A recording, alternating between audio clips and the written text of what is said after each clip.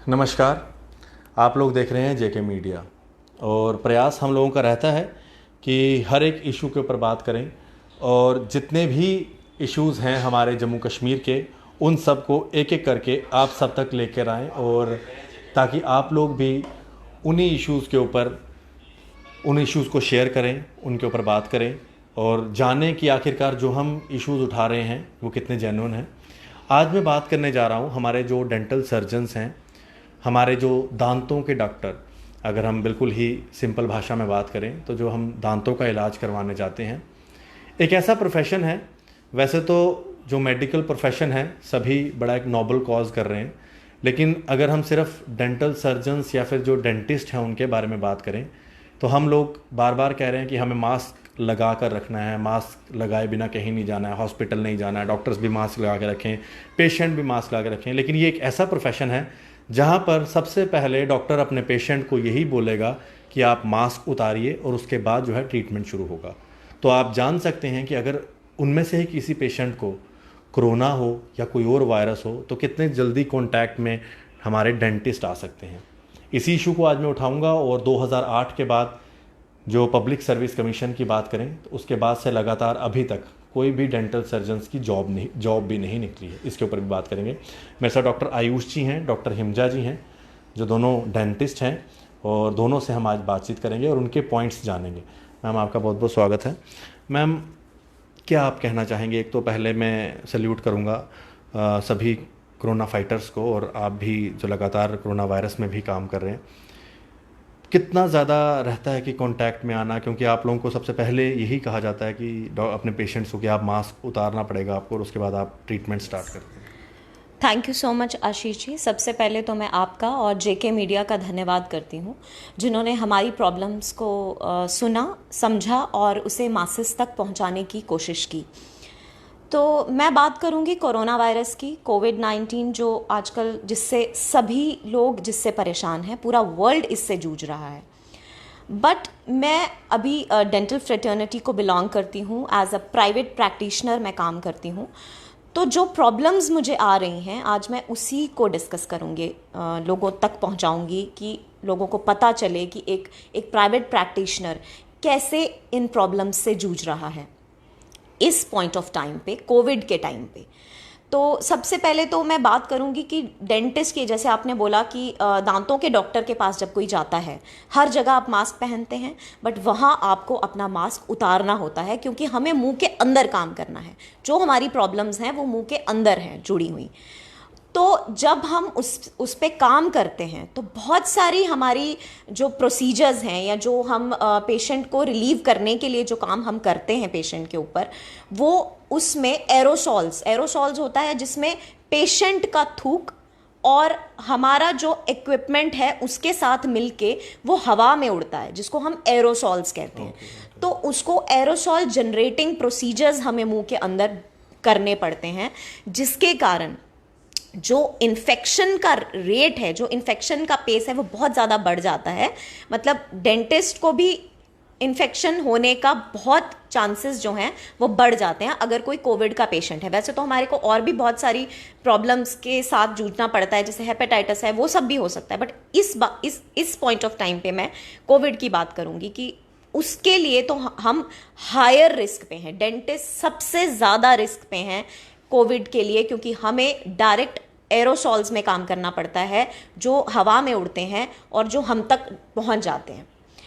तो मतलब उसके लिए अब मैं ये कहना चाहूँगी कि हम एज अ डेंटिस्ट जब हम काम करते हैं, जब हम क्लिनिक जो हमने जैसे एस्टैब्लिश किया है उसमें हमारे लाखों रुपए लगे होते हैं। ठीक है, बहुत सारे हमारे डेंटिस्ट हैं जैसे जिन्होंने लास्ट ईयर ही, जैसे क्योंकि लाखों रुपए लगते हैं तो ये हर एक के बस की बात नहीं है कि वो लाखों रुपए जो है वो इमीडिएटली लगा देगा। उसके लिए हम किसी डेंटिस्ट ने या हम में से बहुत सारे लोगों ने लोन भी लिए। जैसे लास्ट ईयर हमारे कुछ डेंटिस्ट ने दिसंबर में, जो फ्रेशर्स थे, उन्होंने दिसंबर में या जनवरी में लोन लिया, ताकि उन्होंने सोचा हम क्लिनिक एस्टैब्लिश करेंगे और उसके बाद जो है नवरात्राज में हम उनकी ओपनिंग कर देंगे। बट नहीं कर पाए क्योंकि कोविड आ गया। तो अब मैं ये कहना चाहती हूँ कि जो जैसे मतलब उनके लिए कितना प्रॉब्लमैटिक हो गया है।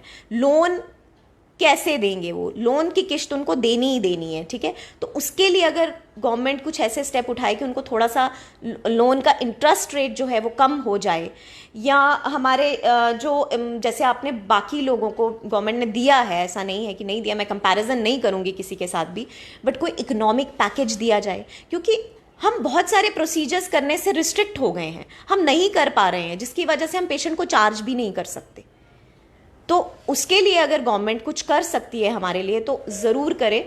और दूसरा, जैसे अगर, क्योंकि हमारा काम ऐसा है कि अगर किसी डेंटिस्ट को गॉड फॉरबिडन कोविड हो ही जाता है काम करते हुए, तो आपने गवर्नमेंट सेटअप में तो इंश्योरेंस दिया है, मतलब तो आप प्राइवेट प्रैक्टिशनर को भी इंश्योर्ड करें, क्योंकि उसकी भी एक फैमिली है जो वो रन करता है, उसके ज़रिए उसकी वो जीविका है। तो ये सब चीज़ें गवर्नमेंट जो है वो अगर हमारे लिए कुछ करे, क्योंकि जॉब्स नहीं निकली 2008 से, जैसे आपने बोला, तो बहुत सारे डेंटिस्ट को क्लिनिक ही खोलना पड़ा, तो हम क्लिनिक पे आश्रित हैं। और हमारे साथ सिर्फ एक डेंटिस्ट जब काम करता है तो उसके साथ उसका असिस्टेंट, उसके साथ उसका टेक्नीशियन, लैब वाले जो डेंटल लैब्स जिन्होंने खोली हुई हैं जहाँ पे दांत बनने जाते हैं, ठीक है, वो भी हम पे आश्रित हैं। तो एक फैमिली नहीं है डेंटिस्ट के साथ आश्रित, 5 फैमिलीज, 4 या 5 फैमिलीज हमारे साथ जुड़ी हुई हैं। मतलब अगर एक डेंटिस्ट नहीं काम कर पा रहा है या वो कमा नहीं पा रहा है ठीक से, तो वो 5 फैमिलीज का भी नुकसान है साथ में, और मोर ओवर पेशेंट का नुकसान तो होगा ही, क्योंकि अगर हमें कुछ भी ऐसा चीज़, कोई भी ऐसा माध्यम नहीं मिलेगा जिससे हमें काम करने में ईज़ हो, या हमें इन्फेक्शन का खतरा हमें और हमारे पेशेंट को, दोनों को, मैं दोनों की बात करूंगी, दोनों को कम हो, तो हम काम नहीं कर पाएंगे उस पेस से जिस पेस से हम करते आ रहे हैं। बिल्कुल मैम, बड़ा अच्छा पॉइंट आपने उठाया। मैं मैम के साथ एक बार फिर से बात करूंगा। डॉक्टर आयुष, डॉक्टर साहब, 2008 के बाद से नौकरियां नहीं निकली, कितने डेंटल सर्जन आज तक जो हैं दरबदर हैं, और मैं कई बार आपके सोशल मीडिया पर भी पोस्ट देखते रहता हूं, जो हमारे डेंटल अनएम्प्लॉयड डेंटल सर्जन्स हैं वो लगातार गवर्नमेंट से भी अपील करते रहते हैं, लेकिन पीएससी का अगर बाकी सेक्टर की तरफ ध्यान है तो क्यों डेंटल सर्जन्स की तरफ ध्यान नहीं है कि यहाँ पर भी एम्प्लॉयमेंट जनरेट की जाए? सर, इस समय तक, अभी तक जो हमारे डेंटल सर्जन होंगे, अराउंड 4000 प्लस हैं जो अभी विदाउट इनके नौकरियों के हैं, और अभी तक पीएससी ने 2008 के बाद कोई भी जॉब्स नहीं निकाली हैं। तो इस समय जो सफ़र कर रहा है वो एक डेंटिस्ट ही है, स्पेशली जो यूथ हैं, जो अपने प्रैक्टिस कर रहे हैं, अपने क्लिनिक्स में कर रहे हैं, और इस कोविड के टाइम में उनके लिए वैसे ही बहुत मुश्किल हो गया है। 3-3 महीने से उनके क्लिनिक्स बंद हैं, और यही है कि मैं बात इतनी है कि चलो जो भी है इस टाइम के लिए उनको कम से कम कोई रिलीफ होना चाहिए। हमने ये बात पहले भी करी है गवर्नमेंट से कि एटलीस्ट उनको कुछ गवर्नमेंट की साइड से कुछ ना कुछ उनको मिलना चाहिए इस टाइम पे, क्योंकि एक तो ना उनके पास कोई जॉब्स हैं और वो सेल्फ डिपेंडेंट हैं, सबसे बड़ी बात ये है। और इतने तो हर साल ही कितने डेंटिस्ट यहाँ पर अपनी पढ़ाई ख़त्म करके यहाँ पर आ रहे हैं, बट लेकिन उनको 2008 के बाद कोई जॉब नहीं मिला है। तो मैं यही चाहता हूँ कि अब एटलीस्ट अब सोचकर गवर्नमेंट को ये होना चाहिए कि एटलीस्ट डेंटिस्ट के लिए भी कुछ सोचा जाए और उनको जॉब्स के लिए कुछ वैकेंसीज़ निकाली जाए। बिल्कुल डॉक्टर साहब, इसके अलावा जो आपके इक्विपमेंट्स हैं काफ़ी कॉस्टली रहते हैं, और अब कोविड-19 के बाद आपको वो इक्विपमेंट्स भी लाने पड़ेंगे जो प्रिकॉशनरी आपको लेना पड़ेगा, चाहे आप फ्यूमिगेशन के लिए कोई इक्विपमेंट लगाते हैं, सैनिटाइजेशन के लिए इक्विपमेंट लगाते हैं, तो कितना टफ रहेगा as a private dental practitioner के लिए कि आप किस तरह से वो इतने महंगे इक्विपमेंट भी लाएंगे। और ऑलरेडी कई ऐसे लोग हैं जिनके रेंटेड उनके पास प्रॉपर्टी है, वो रेंटेड जो है ऑफिसेज लेके काम कर रहे हैं, क्लिनिक्स चला रहे हैं। बिल्कुल सर, बहुत मुश्किल है। अभी जैसे अब हम गाइडलाइंस के अगर उस पर जाएं तो हमें हैपा फिल्टर्स भी चाहिए, एयर प्यूरीफायर्स जो होते हैं, देन आपको फ्यूमिगेटर्स चाहिए फ्यूमिगेशन करने के लिए प्रॉपर। अब आपको स्टरलाइजेशन के लिए हमें चाहिए। मतलब बहुत चीज़ें हैं जो अब इस समय डेंटिस्ट्री में हमें इन्वेस्ट करनी पड़ेगी। और सबसे बड़ी बात ये है कि आगे ही वही जैसे डॉक्टर साहब ने बात की कि पहले ही डॉक्टर्स ने इतना इतना लोन लिया होता है, तो ये भी है कि गवर्नमेंट से कि चलो इस टाइम पर कोविड के टाइम पर हमें थोड़ा लोन में रिलैक्सेशन हो जाए गवर्नमेंट के थ्रू, कि जो हमारे यूथ यंग डेंटल सर्जन्स हैं उनको इस टाइम के लिए थोड़ा कम अगर लोन मिले तो मतलब कम इंटरेस्ट पे उनको लोन मिले तो उनको बहुत हेल्प होगी इस चीज़ के लिए। बाकी इक्विपमेंट्स तो हमारे वैसे ही बहुत कॉस्टली रहते हैं, और अभी जो आपको इस समय चाहिए वो स्टरलाइजेशन के लिए तो मस्ट है सबसे पहले वो चीज़। देन उसके बाद आपको हर पेशेंट के बाद सैनिटाइजेशन करनी है क्लिनिक की, वो भी है, और देन फ्यूमिगेट भी आपने करना है क्लिनिक को। और जैसे डॉक्टर साहब ने बताया कि एरोसोल्स जनरेटिंग प्रोसीजर्स हमारे होते हैं, जैसे कुछ भी हम पेशेंट के मुंह के अंदर ही हमने करना है। तो सबसे बड़ी प्रॉब्लम क्या है, जो एरोसोल्स जो हैं वो हमारे जो भी ड्रॉपलेट्स, एक मैं नॉर्मल लैंग्वेज में बताऊंगा, जैसे ड्रॉपलेट्स हैं वो जब बाहर निकलते हैं काम करते हुए तो वो सबसे ज़्यादा स्प्रेड हो सकता है, उससे हमें भी हो सकता है और पेशेंट्स को भी हो सकता है। तो यही है कि इस टाइम पे गवर्नमेंट से यही है कि कम से कम इसका डेंटल सर्जन्स का बिल्कुल सही बात आपने रखी डॉक्टर साहब। और मैं कमेंट्स भी देख रहा था, कई लोग जो हैं इस बात पे बिल्कुल हमारे साथ सहमत हैं कि 2008 के बाद कोई नौकरियां नहीं निकली हैं। ये एक बड़ा इम्पॉर्टेंट इशू है कि 2008 के बाद क्यों पीएससी द्वारा डेंटल सर्जन्स की नौकरियां नहीं निकाली गई। क्या डेंटल सर्जन्स को पीएससी डॉक्टर नहीं समझती, या फिर अगर बाकी डॉक्टर्स हैं तो इनके साथ क्यों सोतेला व्यवहार किया जा रहा है। कोविड-19 आया या चला जाएगा वो तो अलग बात है, लेकिन ये जो अनएम्प्लॉयमेंट की बात है वो अगर हर सेक्टर में बात करें तो अगर डॉक्टर्स की पोस्ट लगातार एडवर्टाइज हो रही हैं अलग अलग सेक्टर में, तो क्यों डेंटल सर्जन्स को इन पोस्ट से बाहर रखा गया है। मैम, एडवर्टीज़मेंट नहीं हुई है 2008 के बाद, और मैं कमेंट्स भी देख रहा हूँ सभी लोग यही बात कर रहे हैं कि डेंटल सर्जन्स की 2008 के बाद जॉब नहीं मिली। क्यों आपको ऐसा क्यों लगता है कि गवर्नमेंट आपकी तरफ ध्यान नहीं दे रही है। जो तो 2008 से पहले लग गए वो तो लग गए, लेकिन जो बाकी लोग हैं उनका क्या कसूर है। वही मैंने आशीष जी शुरू में भी कहा कि जब कोई डेंटिस्ट्री करके आता है या कोई भी ग्रेजुएशन या कोई भी पढ़ाई करके आता है तो मेन मोटो हर एक का यही रहता है कि ही और शी हैज़ टू अर्न, ठीक है। लेकिन जब गवर्नमेंट ने जॉब्स ही नहीं निकाली, मतलब इतने साल हमने वेट किया है, आज तक जॉब्स नहीं निकली डेंटल सर्जन्स की। ऐसा नहीं है, मेडिकल फील्ड में जॉब्स निकली हैं, हर जगह जॉब्स निकली हैं। मतलब मैं नहीं कहूँगी कि हर फील्ड में कम निकली, ज़्यादा निकली, लेकिन और हमने फाइट भी किया है इसके लिए। हमारी बहुत सारी एसोसिएशंस बनी हैं जिन्होंने इसके लिए फाइट भी करा है। भूख हड़ताल तक भी हमारे डेंटिस्ट गए हैं, लेकिन गवर्नमेंट ने इसके ऊपर कुछ भी कार्रवाई नहीं की, कोई हमारे लिए पोस्ट नहीं निकाली। फिर जाके हमारे पास कोई ऑप्शन नहीं बचता है सिवाय प्राइवेट क्लिनिक खोलने के, सिवाय प्राइवेट प्रैक्टिशनर। बिकॉज हम भी एक डेंटिस्ट भी कितनी देर वेट करेगा। आफ्टर ऑल ही और शी हैज़ टू अर्न, ठीक है। अब और इस पे अब जब कोविड-19 आ गया है तो और ज़्यादा प्रॉब्लम्स हमारे लिए बढ़ गई हैं। जैसे कई लोगों ने रेंटेड प्लेस पे लिया, जैसे डॉक्टर साहब ने बोला कि रेंटेड प्लेस पे है, तो अब कम से कम गवर्नमेंट या तो रेंट वेव ऑफ करे या बोले कि किसी भी डेंटिस्ट को, एटलीस्ट किसी भी डेंटिस्ट को इस दौरान रेंट के लिए जो है वो आप उसको प्रेशराइज मत करें, कि क्योंकि अब अर्निंग इतनी नहीं रही है, हमें सिर्फ इमरजेंसी केसेस के साथ डील करना है। वही इमरजेंसी केस, वही पेशेंट जो बहुत पेन में है या जिसको बहुत प्रॉब्लम है या किसी को चोट लग गई है, हमें सिर्फ वही केसेस देखने हैं इस कोविड टाइम पे। तो आप ये अंदाज़ा लगाइए कि हमारा जो काम करने का पेस है वो बहुत कम हो गया है, पेशेंट का पेस कम हो गया है, अर्निंग भी कम हो गई है।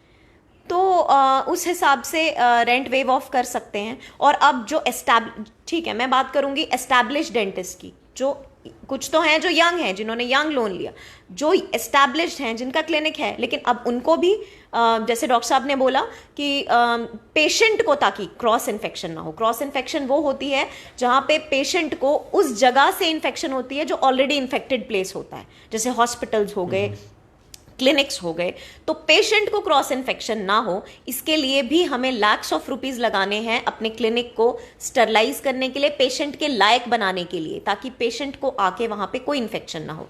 उसके लिए भी हमें मनी चाहिए। तो कहां से आएगा वो मनी? मतलब गवर्नमेंट क्या करेगी हमारे साथ, ये मेरा क्वेश्चन है कि गवर्नमेंट शुड डू, कम से कम अब इतने सालों से नहीं किया, अब तो करें कुछ हमारे लिए। अच्छा टाइम है कि इस टाइम पर गवर्नमेंट सोच सकती है डेंटिस्ट का भी, इनकी भी हमें पोस्ट निकालनी चाहिए, क्योंकि 4000 प्लस डेंटिस्ट इस समय हो गया जिनकी अभी कोई जॉब, जब से 2008 से, और हर साल अराउंड 250 प्लस डेंटिस्ट जो हैं कि वो अपने जम्मू कश्मीर में हमारे आते हैं अपनी स्टडीज़ ख़त्म करके, डिग्रीज़ लेकर।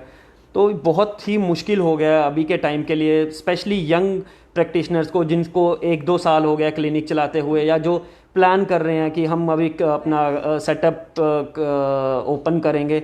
बट लेकिन अब इस टाइम पर सबसे बड़ी प्रॉब्लम यही है कि उनके पास इतना फाइनेंशियल सपोर्ट नहीं रहता। तो यही कोविड, मेरा मेन यही है कि गवर्नमेंट एटलीस्ट अब इस टाइम पर कुछ सोचे।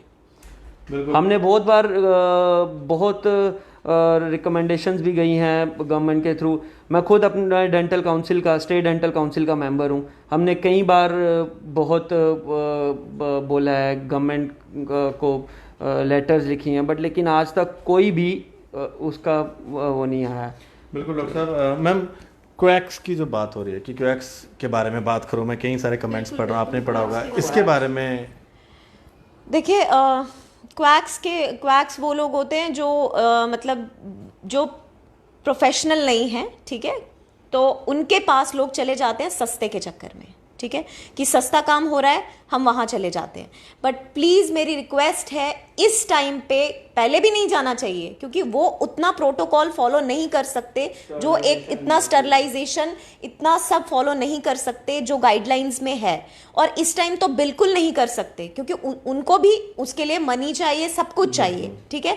तो प्लीज मेरी रिक्वेस्ट है, आप क्वैक्स के पास बिल्कुल मत जाएं इस टाइम पे, क्योंकि उनके पास जाकर कोविड होने के चांसेस 100% है। जब मैम, ये तो चलो सवाल आ ही गया, कई सारे मुझे लगता है कि आपके डॉक्टर फर्टिलिटी के ही लोग हैं, डेंटिस्ट हैं, जो इस बारे में बात कर रहे हैं।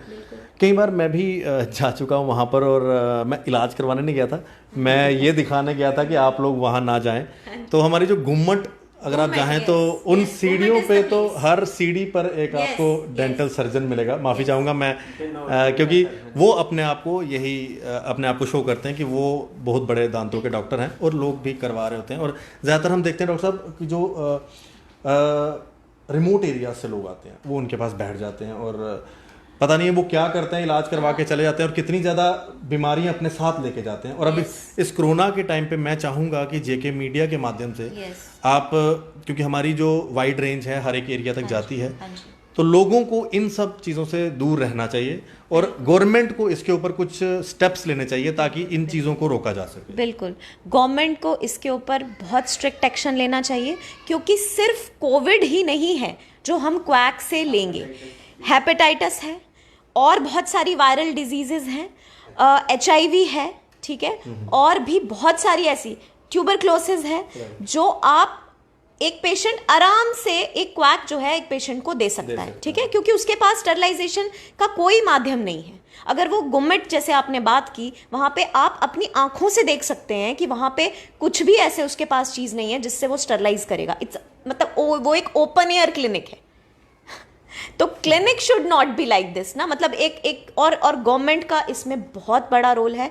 अगर गवर्नमेंट इसके लिए स्ट्रिक्ट एक्शंस ले, स्ट्रिक्ट रूल्स बनाए, लॉज बना दे कि इस तरह का काम करने वाले को इक्विलेंट टू अगर हम किसी को एज अ प्रोफेशनल, अगर हम किसी को डिजीज दे रहे हैं, इट्स इक्विलेंट कि हम उसकी जान ले रहे हैं, ठीक है, इट्स इक्विलेंट। तो इसके लिए बहुत स्ट्रिक्ट रूल्स होने चाहिए। तभी काम बनेगा, वरना ऐसा बहुत करके भी देख चुके हैं। मतलब मैं आपको बताऊं कि यहाँ पे जो हमारी जो बनी थी जो डेंटल फ्रेटर्निटी है, उसने बहुत सारा काम भी करके देख लिया इस पर कुछ असर नहीं है। वो बैक टू स्क्वायर आ जाते हैं, फिर आते हैं, क्योंकि कोई रूलिंग नहीं है, कोई लॉ नहीं है इसके लिए। तो प्लीज़ गवर्नमेंट को इसके लिए स्ट्रिक्ट लॉज बनाने चाहिए। बिल्कुल डॉक्टर साहब। डॉक्टर आयुष, कितनी ज़रूरत है कि स्ट्रिक्ट लॉज बने? कई बार जाते हैं, पुलिस भी जाती है, उनको रोकती है, वहाँ से भेजती है, लेकिन फिर से वही चीज़ आज भी ऐसे है, क्योंकि आप भी लोकल हैं, मैं भी लोकल हूँ, हम जानते हैं कि ग्राउंड पे क्या हो रहा है। सर बिल्कुल, ये बहुत ही स्ट्रिक्ट एक्शन लेना चाहिए अकॉर्डिंग टू दिस। ये अपने जो क्वैक्स हैं, इनका एक तो सबसे बड़ी चीज़ है कि यहाँ पे स्टरलाइजेशन नहीं रहती। ये नॉर्मल ऐसे ही बॉयलर से काम चला लेते हैं। तो प्रॉपर इसके लिए हमारे ऑटोक्लेव्स होते हैं जिसमें हम स्टरलाइजेशन करते हैं, बी क्लास ऑटोक्लेव्स होते हैं। तो ये चीज़ें यहाँ पर आपको नहीं मिलेंगी। और सस्ते के, जैसे डॉक्टर साहब ने बोला कि सस्ता ट्रीटमेंट वो लोग कर देते हैं, इसलिए वो वहाँ पर चले जाते हैं। तो गवर्नमेंट को इस समय स्ट्रिक्ट एक्शन लेना चाहिए। ये एक बहुत चिंता का विषय है कि यहाँ से बीमारी बहुत फैल सकती है। बिल्कुल सही कहा डॉक्टर साहब जी। मैं बिल्कुल एक बात आपको बताना चाहूंगी कि सस्ता क्यों है उनका ट्रीटमेंट। पेशेंट को ये चीज़ समझनी होगी कि सस्ता क्यों है, क्योंकि वो कोई भी महंगा इक्विपमेंट जो है वो यूज़ नहीं करते। और हमारा ट्रीटमेंट महंगा इसलिए लगता है लोगों को क्योंकि हमने उस पर लैक्स ऑफ रुपीज़ जनरेट लगाया होता है लोगों की सुरक्षा के लिए, पेशेंट की सुरक्षा के लिए। हमारी सुरक्षा तो है, लेकिन पेशेंट की सुरक्षा हमारा सबसे बड़ा मेन मोटो होता है। उसके लिए हम लैक्स, और अभी कोविड के टाइम पे भी हमारे जो लैक्स ऑफ रुपीज़ लग रहे हैं वो इसीलिए लग रहे हैं ताकि पेशेंट को, कोई भी पेशेंट हमसे इन्फेक्टेड होके ना जाए। हमारा मेन मोटो काम के साथ साथ एक तो उसको रिलीफ देना है, दूसरा हमारा मेन मोटो ये रहता है कि पेशेंट अगर हमारे पास आया है तो वो बीमारी ठीक होके जाए, ना कि एक और इन्फेक्शन अपने साथ लेके जाए। बिल्कुल डॉक्टर साहब, बहुत बहुत शुक्रिया बात करने के लिए। डॉक्टर हिमजा जी और डॉक्टर आयुष जी, आप दोनों का बहुत बहुत धन्यवाद। मैं चाहूँगा कि जितने भी लोग आज इस वीडियो को देख रहे हैं या बाद में भी देखेंगे, 2008 के बाद पीएससी ने डेंटल सर्जन्स की कोई जॉब नहीं निकाली। कृपया करके पीएससी को जो है आप इसमें टैग कर सकते हैं। वैसे अब नए चेयरमैन आए हैं पीएससी के और हमें आशा है कि वो कुछ सोचेंगे, यानी कि मैं BR शर्मा जी की बात कर रहा हूँ, वो कुछ सोचेंगे। जी बिल्कुल। साथ में मेरा एक गवर्नमेंट से एक रिक्वेस्ट है कि जैसे इन केस कोई कोविड का जैसे पेशेंट कोई आ जाता है अपने क्लिनिक में, या वो उसका टेस्ट नहीं हुआ या कुछ भी, क्योंकि इस समय एसिम्प्टोमेटिक पेशेंट्स बहुत हैं और हमें नहीं पता। अगर हम उसका थर्मोमीटर से भी, अपना इंफ्रारेड थर्मोमीटर चेक करते हैं, तो अगर उसका वो तो भी उसकी रीडिंग नहीं आती, क्योंकि अगर किसी को बुखार है वो पहले ही टेबलेट्स लेकर आएगा, ठीक है, तो वो हम नहीं पहचान सकते कि वो कोविड है उसे या नहीं है। इन केस अगर कुछ ऐसा होता है, भगवान ना करे कि किसी क्लिनिक में कुछ ऐसा हो, बट अगर कुछ होता है तो एटलीस्ट हमारे गवर्नमेंट उस क्लिनिक को या उस डॉक्टर को या उसके क्लिनिक को, सेटअप को सील ना करे, उसका प्रॉपर फ्यूमिगेशन करवाए और सैनिटाइजेशन करवाए। ये क्योंकि ये एक बहुत ही गलत स्टेप हो जाएगा, मतलब इस तरीके से कि अगर क्लिनिक सील हो गया तो ये भी है जी। और जो डॉक्टर साहब ने बोला कि हमें नहीं पता चलता है, ये बात बिल्कुल सच है, क्योंकि आजकल मैक्सिमम पेशेंट्स एसिम्प्टोमेटिक हैं। और दूसरी बात जो, हाँ, अगर आप कहते हैं कि पेशेंट टेस्ट करवा के आए, क्योंकि गवर्नमेंट सेटअप में जाके टेस्ट कराना इट्स नॉट एन इतना इजी नहीं है, क्योंकि वहाँ पे ऑलरेडी उनके पास बहुत वर्कलोड है। दूसरी बात, जो प्राइवेट जो टेस्ट है, अगर उनकी कॉस्ट कुछ ऐसे रैपिड किट्स लाए जाएं जिससे कि मतलब टेस्ट जो है वो आसानी से हो सके, ताकि हर एक पेशेंट अगर टेस्ट करा के हमारे पास आएगा तो हमारे लिए भी काम करना आसान होगा और उनके लिए भी काम करवाना आसान होगा। और एक आपकी पीएससी की बात जो आपने की, मेरी एक और रिक्वेस्ट है गवर्नमेंट से, जैसे इतने सालों से जब पोस्ट नहीं निकली है तो हमारे बहुत सारे डेंटिस्ट इसी दौरान ओवर एज हो गए हैं। अब उनके लिए क्या गवर्नमेंट के पास कुछ ऐसा प्रावधान है, उनके लिए गवर्नमेंट क्या कर सकती है जो अब ओवर एज हो गए हैं? बिल्कुल, बड़ी अच्छी बात की उन्होंने कि कई लोग जो हैं 2008 से जो नौकरियों के इंतज़ार करते हुए आज ओवर एज भी हो चुके हैं। 2000 अभी तक जो है 2020 तक कितने लोग ओवर एज हो चुके हैं वो तो आप जानते ही हैं। फिलहाल मेरी अपील है पीएससी के साथ और पीएससी के नए चेयरमैन BR शर्मा जी से कि वो जल्द से जल्द डेंटल सर्जन्स के बारे में सोचें और कोविड-19 के चलते जो जो बातें एडमिनिस्ट्रेशन के सामने रखी हैं उनके ऊपर गौर फरमाएं। फिलहाल बचें ऐसे लोगों से भी जो अपने आप को डॉक्टर बनाकर सीढ़ियों पर बैठ के आप लोगों का इलाज करते हैं। इलाज सस्ता ज़रूर है, लेकिन वो इलाज नहीं, वो आप अपने साथ पता नहीं कितनी बीमारियां अपने घर लेके जा रहे हैं। एक तस्वीर बड़ी वायरल हुई थी, वो सभी ने देखी भी होगी, शायद आपने भी देखी होगी। एसएमजीएस के ईएनटी हॉस्पिटल विभाग के बाहर ही एक जो है खुद से ही किसी का कान साफ करते हुए एक दिखाई दिए थे, वो बड़ी वायरल तस्वीर हुई थी। तो इन लोगों से बचें। सस्ता ज़रूर है, लेकिन उस सस्ते के लिए आप पता नहीं कितनी बीमारियां घर लेके जा रहे हैं। अब तो वैसे भी कोरोना वायरस है, तो जो बीमारी आप लेके जाएंगे अकेले आदमी को नहीं होगी, वो पता नहीं कितनों को हो जाएगी। इस चीज़ का ध्यान रखें। आप लोग देखते रहें जेके मीडिया, और जितने भी डेंटल सर्जन्स हैं इस वीडियो को ज़रूर शेयर करें। बहुत बहुत धन्यवाद आपका। जय हिंद।